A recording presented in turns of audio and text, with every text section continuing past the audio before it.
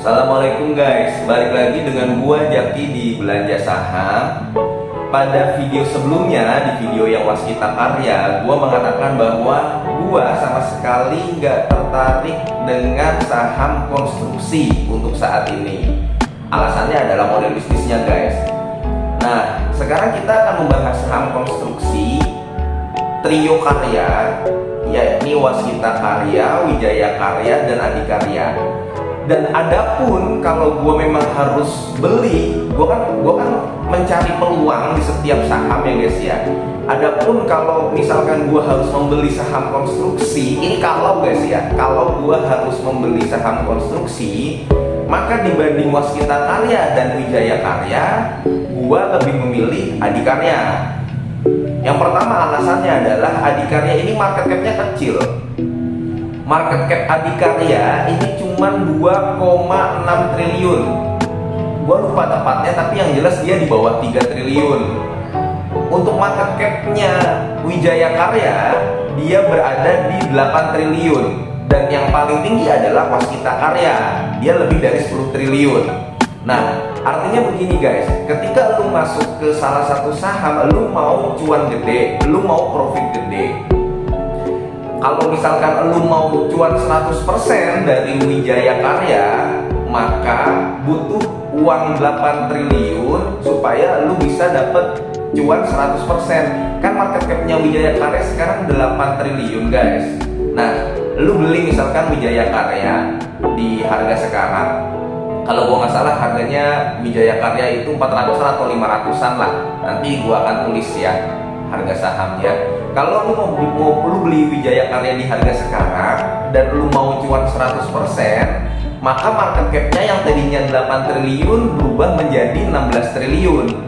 Artinya butuh 8 triliun untuk mengangkat harga Wijaya Karya supaya investor yang beli di harga sekarang itu cuan 100%. Begitu pula dengan Waskita Karya. Waskita Karya market cap-nya 16 triliun, artinya butuh 16 triliun untuk memberikan lu atau investornya itu cuan 100% apabila beli di harga sekarang. Nah, kalau Adikarya itu cuma 3 triliun guys, bahkan di bawah 3 triliun. Artinya cuman butuh uang 2 triliun untuk mengangkat harga Adikarya supaya investornya itu bisa cuan 100% guys. Itu yang pertama. Yang kedua, PBV. Sekali lagi, gue suka saham yang PBV-nya rendah. Dan PBV yang paling rendah di antara Adikarya, Waskita Karya, kemudian Wijaya Karya, ya Adikarya.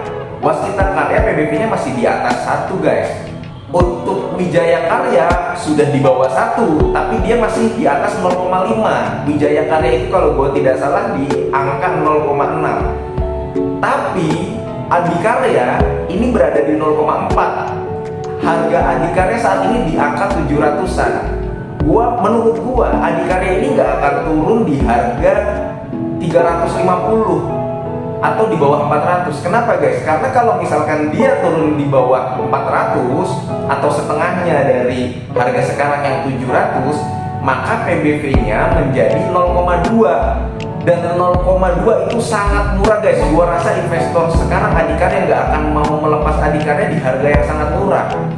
Dan menurut gua Adikarya di PBV 0,4 ini itu sudah termasuk harga yang murah. Jadi kalau lu mau mencari saham yang low risk, yang risikonya rendah, yang harganya bisa dianalisa bahwa ini sudah di bawah, ya Adikarya. Risikonya apa guys? Kalau misalkan turun, menurut gua Adikarya ini nggak akan kemana-mana. Resikonya hanya lu kehabisan waktu karena harga sahamnya belum naik. Udah itu aja. Jadi harga sahamnya belum akan naik tinggi gitu sebelum laba bersihnya meningkat, sebelum kinerjanya membaik. Tapi kalau turun pun Adikarya ini nggak akan kemana-mana, ya paling di 700, di 600, di 500. Tapi gua rasa Adikarya itu nggak akan sampai ke 400 guys. Seperti itu. Itu yang kedua, PBV-nya Adikarya sudah rendah. Dan yang ketiga adalah BUMN.